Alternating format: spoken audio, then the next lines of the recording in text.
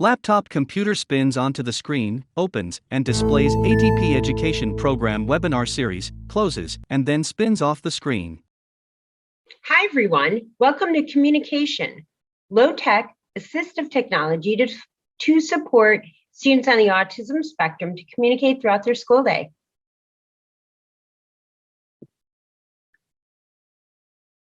I'm Buti. I've been in the field of disabilities for over 31 years. I was a special education teacher, an autism itinerant, and a special education administrator.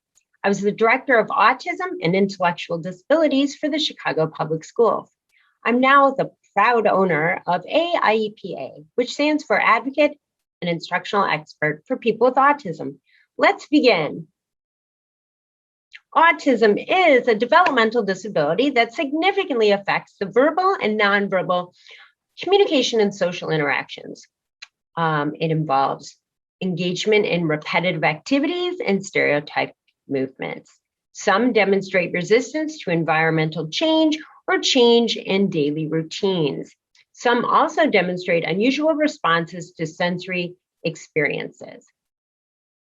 Today, we're really going to focus on number one.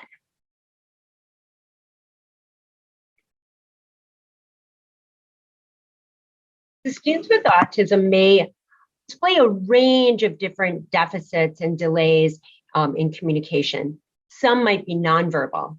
Some might have little or limited expressive language, having difficulty with receptive language, difficulty with comprehension. They might use language, but don't really comprehend word meaning. Those are the kids who might be scripted. They use a lot of scripting or echolea. Or they might use language very literally, which also means that they process language very literally. So those are all things we need to take into account when working on communication with students on the autism spectrum disorder. Students with autism may also have difficulty with that auditory processing. That's why this is really important when we talk about visuals, providing our students with visuals. They might have difficulty, comprehending and remembering the auditory information, filtering out the information that's important. Again, why we're going to use visuals. They may have a delay in processing that oral information, so visual. They tend to be, they could be very literal and concrete and have difficulty with sarcasm or innuendos, jokes, and abstract information. So visuals also helps with all of that. So more often than not, challenging behaviors manifest because of frustration out of either not being able to communicate or not being able to understand what's being communicated to them. So that's why we are going to talk about how to enhance communication for our students with autism spectrum disorder. When we think about all the functions of communication and why we communicate, right? Getting information, seeking information, making comments, giving information, social routines, protesting, requesting. These are all the reasons why we might be communicating. So what I want us to think about today are ways we can make all those communication functions visual. So low-tech communication options are just that, visual. So all students should have a functional means of communication. The team should work really closely together to really determine what is the appropriate communication system for that particular student. And AAC referrals should be made when necessary because students should have access to a robust communication system. So while you're maybe waiting for that referral or for the evaluation to occur, students should have access to these low-tech options before, during, and after the assessment is completed. So throwing around different words, let's make sure everyone understands. Augmentative and alternative communication, a term referring to all communication other than natural speech. These are communication methods that supplement and substitute the natural speech and language of individuals. These are ways to express their feelings, opinions, needs, wants, and all of those communication functions we just talked about. When we think about AAC, we have aided and unaided. Today, we're going to talk under the aided side. So the aided AAC would be that involve external tools, okay? And then there's high tech or low tech. Today, we're going to talk about low tech. So low tech communication systems are not electronic or battery operated, all right? So some examples for students with autism would be using a PECS communication system, which stands for Picture Exchange Communication System, or just using pictures to communicate, picture boards, picture books, letter boards, or more. These types of things are when the student uses the letters, the words, the phrases, the pictures to convey a message. And you can use multiple different ways to indicate that, not just your finger, not just pointing, right? You can use switches, head pointers, eye gazing, mouse sticks, light pointers, all kinds of different ways. And those are really determined by the child's abilities and their kind of how they want to communicate. And if you are doing the AAC eval, that would be something that would be considered during the evaluation process. So some of the things you might be able to use is, this is a PECS book, a picture exchange communication system. There is a very systematic way of using this, and training is required. Simply said, which it's not simple, there is training required, you would be using that yellow strip as where the sentence you would be creating, and then you exchange it. You would actually be handing it to the communication partner. Pictures for communication, and I had to put in red, this is not PECS, and those pictures are not called PECS. This is like a communication book, and you can have little tabs on it for more easy access, and you would group them based on similarities or needs. And this is another communication book, again, not PECS, and the pictures are not PECS. These are just pictures used for communication.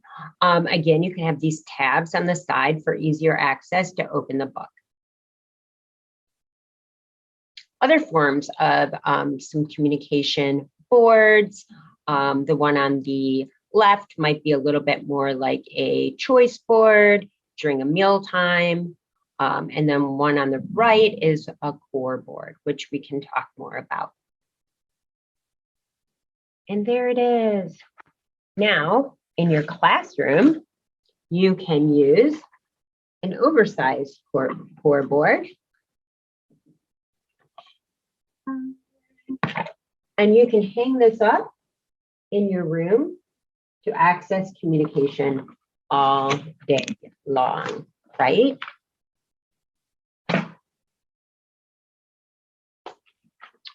I've also seen, well, actually, we'll talk about that. You could have communication boards that are very specific to your environment. So like the one could be for the playground, one could be for mealtime. And you are modeling the use of the board. So you are also touching the various pictures as you're talking, as you want the student to. We'll talk more about that in a second. Wearable communication is really cool because it's on you, so you have it at all times. This would be like a core board on an apron a teacher might wear. This could be communication pictures on an apron, a smaller apron, and you might have additional pictures in the pockets or reinforcers in the pockets for easy access. So you're right there with the communication pictures or choices. So pictures or symbols or words, actually. So using the pictures or symbols or words to label the environment and reference them. So that's how we're going to get our students used to what they mean and that they have meaning. So if you're going to label your environment, if I label this as a computer, when I'm talking about the computer, I will point to the picture, symbol, and word that represents computer. Use picture symbols and pictures and words for schedules. again, referencing that, and that's part of communication, right? We're going to reading. So I'm using the picture, symbol, and words that say reading. Have pictures, symbols, and words accessible and ready during all activities. So if I have a reading assignment, I make sure I have communication board or book or pictures that not only the core board, but some of the fringe vocabulary, which we'll talk about. And provide choices to supplement communication. So choices throughout the day, frequent choices, which also can be communication boards, much like this picture, where they would have choices. So we have to remember, we're not just like giving a student a board and like, oh, I hope they use it.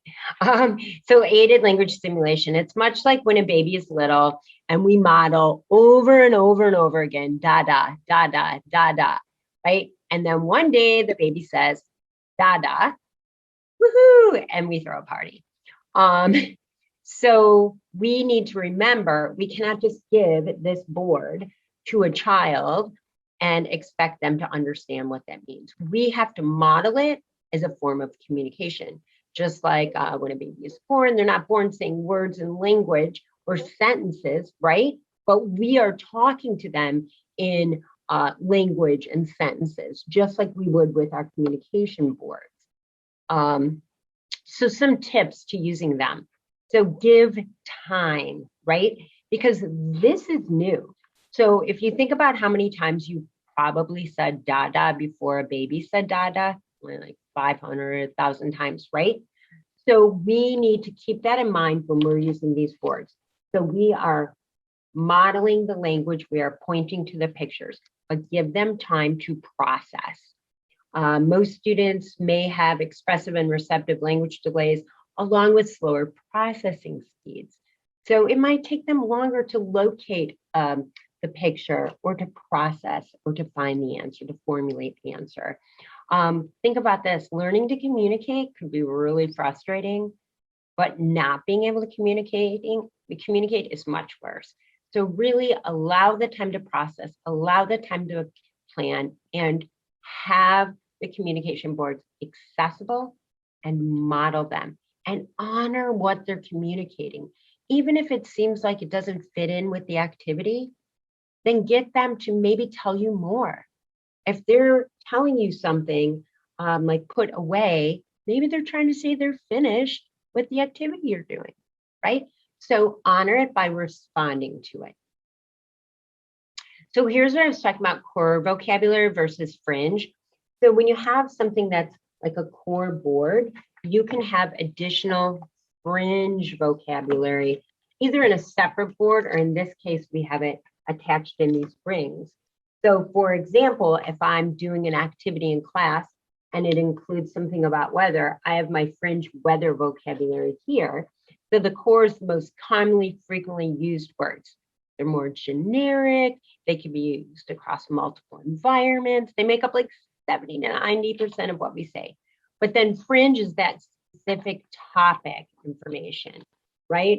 So in this one, the student can kind of flip through and use these, or we can add them based on activities. So maybe I have one for recess, I have one for music time, things like that. But this is a really nice way to have a communication, low-tech communication system for our students with autism. Don't forget modeling. Practice makes perfect. So get to know the communication board, get to know where things are, get to know what you might need to add additionally for these fringe words, practice using them, get to know where the symbols are, right? But it's okay to search. It's okay to hunt and peck in front of a student because it's authentic use of language. Communication's not perfect. Even verbal communication, sometimes you do the, what is that called? Oh, yeah. Right? Not just because I'm old, we actually do that. So it's okay. And walk the student through that, because that will kind of lessen their anxiety to know that they may not know exactly where the word is. But adults should really respond to students' verbal and nonverbal communication. So even if they're making verbal approximations and different sounds when they're using the board, we want to respond to both. And create opportunities to encourage conversations and interactions, speak age appropriately, and again, model the use on the boards that they will be using. And expect a response, but just wait for it. And might feel uncomfortable at first, but providing wait time allows the student to process. So don't do this, but we tend to overestimate the ability of our verbal learners and underestimate the ability of our non-verbal learners. High expectations. Use the least dangerous assumption. Always assume they understand. Best practice, though, is you really want the student evaluated by a trained person or team in order to determine the most appropriate communication system. But I always say, while you're waiting in the process, during the process, and after the process, have your low tech ready to go. Use these, because a lot of this can also transfer to maybe a more high tech one if they're already familiar with navigating this and that you're using it as a form of communication. So my final thoughts are: provide low tech visuals to enhance communication throughout the day. Model the use of these low tech systems throughout the day. All right, good luck. Thank you so much for coming. I'm Mo Buti. I can be reached at mobuti@hotmail.com or check out my website at aiepautism.com. Have a great day. Thank you for watching. For more information on the ATP education program, please visit our website at atp.nebraska.gov/education or email us at atp.education@nebraska.gov.